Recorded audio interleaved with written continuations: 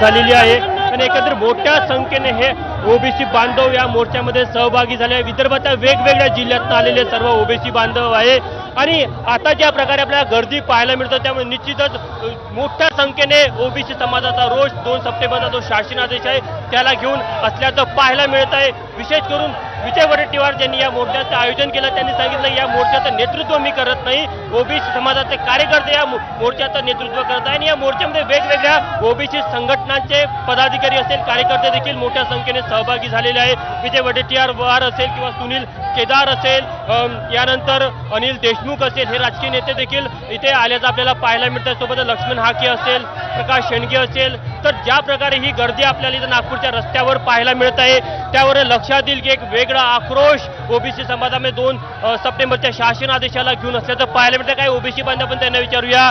कुठे आले तुम्ही? आम्ही नागपूरहून आलेलो आहो. काय मागणी आहे तुमची? आमचा जो 2 सप्टेंबरला काढलेला GR आहे तो रद्द करण्यात यावा आणि ओबीसी आरक्षण म्हणजे रेवडी वाटप नाही आणि ते काही आरक्षण म्हणजे हे कोणाची मक्तेदारी नाही. आमचंच ओबीसीचं आरक्षण जे 52% आहे पण ते आम्हाला आता 27% मिळते, ते पूर्ण 52% झालं पाहिजे आणि याच्याच बरोबर आम्हाला. बरं मला एक सांगा, या नवीन शासन आदेशाने काय नुकसान होईल असं वाटतं तुम्हाला? अगोदरच आमच्या या ओबीसी समाजामध्ये 350च्या वर जाती आहेत आणि हे जर इथं आले तर आमचं जे आरक्षण आहे कमी होईल आणि आमचे जे गरीब हे आहे एवढ्या समाजामध्ये छोटे छोटे जे लोक आहेत त्यांचं नुकसान होईल.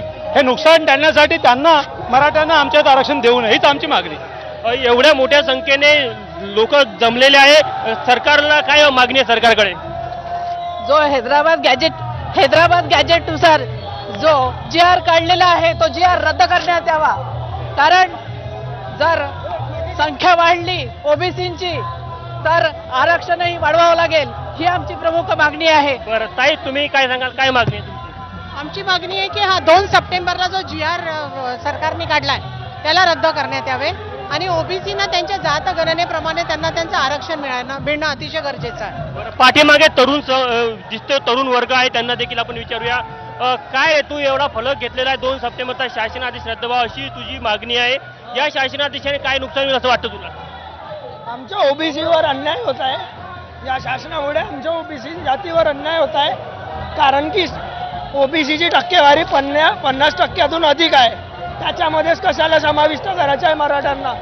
बरं काय वाटते या मोर्चामुळे सरकारवर दबाव निर्माण होईल, कुठे सरकारला GR रद्द करावं लागेल असं वाटतं तुम्हाला? नक्कीच GR रद्द करावा लागेल आणि जातीय जनगणना लवकरात लवकर सुरू करावी लागेल. सरकारचं असं म्हणणं आहे की कुठेतरी हे प्रकरण न्यायप्रविष्ट आहे त्यामुळे सध्या या परिस्थितीमध्ये GR रद्द करणं शक्य नाही. आमचं असं म्हणणं आहे की तुमचा जो GR आहे तो काला GR रद्द झाला पाहिजे आणि आमचा समाज आमच्या समाजात मराठ्याने टाकू नये अशी आमची इच्छा आहे. आपण जर इकडे आलो तर इकडे बघा मोठ्या संख्येने महिला देखील यामध्ये सहभागी झालेल्या आहेत. मोठ्या संख्येने महिला देखील यामध्ये सहभागी झालेल्या आहे. सोबतच सध्या हा मोर्चा नागपूरच्या पंचशील थिएटर चौकामध्ये आहे आणि ज्या प्रकारची ही गर्दी आपल्याला इथे पाहायला मिळत आहे निश्चितच एक लक्षणीय अशी गर्दी आहे. कुठेतरी सरकारला या मोर्चानंतर त्यांचा जो शासन आदेश आहे तो त्यावर विचार करणं भाग पडेल असं बोललं जात आहे. आणि महत्त्वाची गोष्ट की सरकारने आधीच आपली भूमिका स्पष्ट केली आहे की ज्या प्रकारे विखे पाटील यांनी सांगितलं की आता हे संपूर्ण प्रकरण न्यायप्रविष्ट आहे त्यामुळे हा शासन आदेश सध्याच्या परिस्थितीमध्ये रद्द करणं शक्य नाही. मात्र सरकारच्या या भूमिकेनंतर ओबीसी नेते आणखी आक्रमक झालेले आहे. त्यामुळे निश्चितच आणखी काही महिला आपण त्यांना विचारताय काय म्हणणं आहे तुमचं, काय मागणी आहे आणि मला एक सांगा की असं काय नुकसान होतं ओबीसीचं या नवीन शासन आदेशामुळे? नवीन शासनाच्या याच्यानुसार असं नुकसान होतं की ओबीसीची जनगणनेनुसार ओबीसीला हक्क मिळत नाहीये. त्याच्यामुळे 2 ऑक्टोबरचा तो GR जो गेला तो ताबडतोब रद्द करावा, नाही तर याच्यापेक्षा तीव्र आंदोलन होण्यात येईल. ओबीसींचा पूर्ण हक्क ओबीसींना मिळाला पाहिजे. मराठ्यांना आरक्षण देतात त्याचा आम्हाला विरोध नाही, पण जाती गणनेनुसार आम्हाला आमची जेवढी टक्केवारी आहे तेवढी मिळायला. राष्ट्रीय ओबीसी महासंघाची अशी मागणी आहे की या शासन आदेशाने ओबीसी समाजाच्या आरक्षणाला कुठे धक्का लागत नाही. नाही असं नाही आहे. असं काही धक्का लागणार नाही. जाती जनगणना व्हायला पाहिजे, त्याच्यानुसारच ओबीसीचं आरक्षण ओबीसींनाच मिळायला पाहिजे. आमच्या ह्याच्यात कोणाला वाटा नको. असा कोणता मुद्दा आहे की ज्यामुळे या शासन आदेशामध्ये असं वाटतं तुम्हाला की ओबीसीच्या आरक्षणात नुकसान होत आहे? या शासन आदेशामध्ये अशी कोणती गोष्टी आहे, कोणत्या गोष्टीचा उल्लेख आहे की तुम्हाला वाटतं की त्यामुळे ओबीसीचं नुकसान होत आहे? त्यांनी जो म्हटलेला आहे की हैदराबादचा जो गॅझेटेड त्यांनी म्हटलेला आहे की त्याच्यामुळे जेवढेही मराठा आहे मराठवाड्यातले ते सगळे कुणबीमध्ये येतील.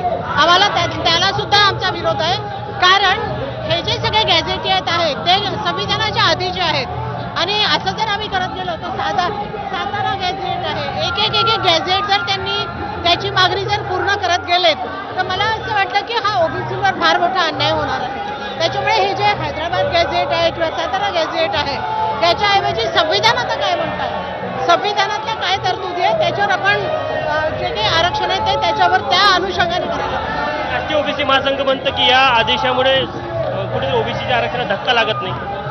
त्यांनी ते त्यांचं चुकीचं विधान आहे, ते अतिशय चुकीचं विधान आहे, अतिशय चुकीचं. मागे जर का बघितलं तर बघा मोठ्या संख्येने ओबीसी बांधव या मोर्चात सहभागी झाले ते आपल्याला पाहायला मिळत आहे. विशेष करून पूर्व विदर्भातल्या ओबीसी बांधव मोठ्या संख्येने यामध्ये सहभागी झाले आहे. सोबतच मराठवाड्यातले देखील ओबीसी बांधव यामध्ये सहभागी झाले. आपल्याला शिवसेनेचं आम्हाला काय शिवा संघटना दिसत आहे. ओके, कुठून आले तुम्ही? कुठून आले म्हणत तुम्ही? वर्धा जिल्हा शिवा संघटना.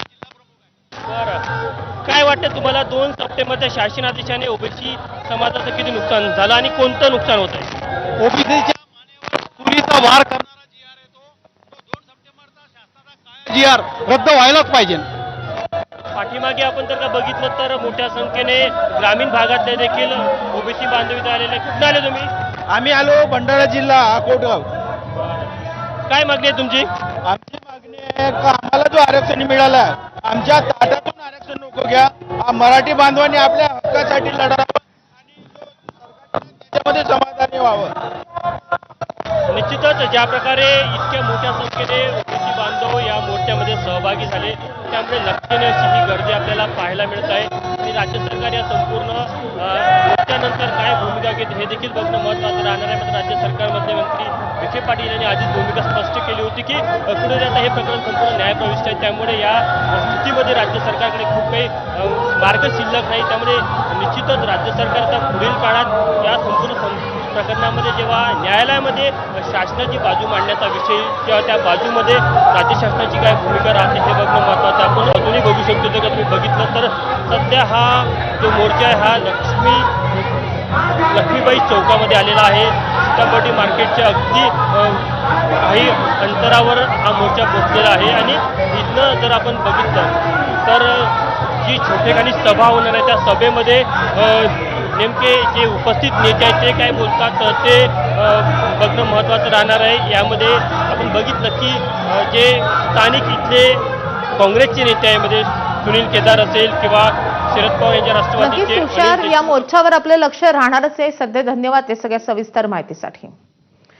तर वळूयात पुढच्या महत्त्वाच्या बातमीकडे. शेतकऱ्यांच्या कर्जमाफीवरून अतिशय असंवेदनशील असं विधान करणारे सहकार मंत्री बाबासाहेब पाटील यांनी आता दिलगिरी व्यक्त केली आहे. माझं कर्जमाफीचं विधान वेगळ्या कारणासाठी होतं. माझ्या वक्तव्यानं कुणाची मनं दुखावली असतील तर मी दिलगिरी व्यक्त करतो असं बाबासाहेब पाटील यांनी म्हटलंय. तर आम्हाला निवडून यायचं आहे, त्यामुळे निवडणुकीत आम्ही काहीतरी आश्वासन देतो. लोकांना कर्जमाफीचा नाद लागलेला आहे असं अतिशय असंवेदनशील वादग्रस्त विधान बाबासाहेब पाटलांनी केलेलं होतं. बाबासाहेब पाटील सहकार मंत्री बोलतो.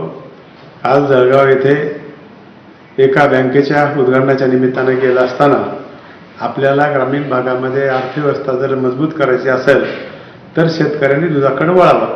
अर्बन बँकच्या पतसंस्थेने देखील या शेतकऱ्याला कर्ज द्यावं. ह्या योजना फक्त कर्जमाफीमध्ये बसत नाहीत. एवढंच माझ्या पाठीमागेला म्हणण्याचा उद्देश होता. कोणाच्या भावना दुखावल्या असतात मी त्याबद्दल दिलगिरी व्यक्त करतो. तर या वक्तव्यावरून चंद्रशेखर बावनकुळे, संजय शिरसाट आणि छगन भुजबळ यांनी प्रतिक्रिया दिली आहे. आपण पाहूयात.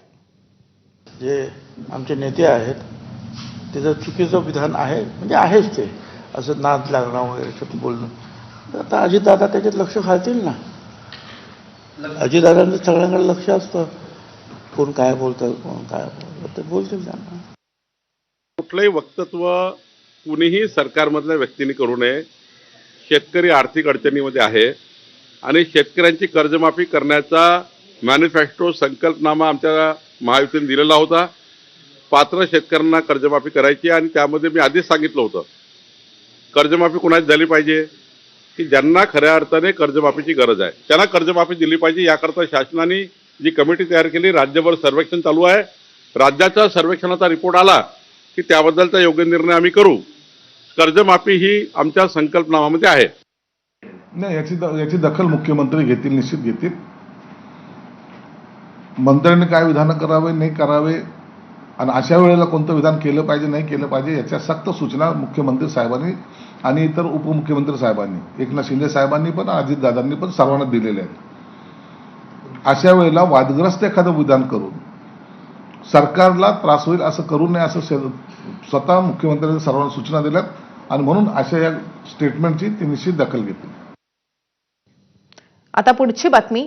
13 ऑक्टोबरला महाविकास आघाडीतर्फे ठाणे महापालिकेवर मोर्चा काढला जाणार आहे. महाविकास आघाडीच्या या मोर्चामध्ये महाराष्ट्र नवनिर्माण सेनाही सहभागी होणार आहे. त्यामुळे मवियाच्या मोर्चाला यावेळी मनसेच्या इंजिनचं बळ मिळणार आहे. वाहतूक कोंडी, पाणी टंचाई, अनधिकृत बांधकामं, अधिकाऱ्यांचे भ्रष्टाचार, रस्त्याची कामं या ठाण्यातील अतिशय महत्त्वाच्या मुद्द्यांवरून महाविकास आघाडीच्या खांद्याला खांदा लावून मनसेही रस्त्यावर उतरणार आहे.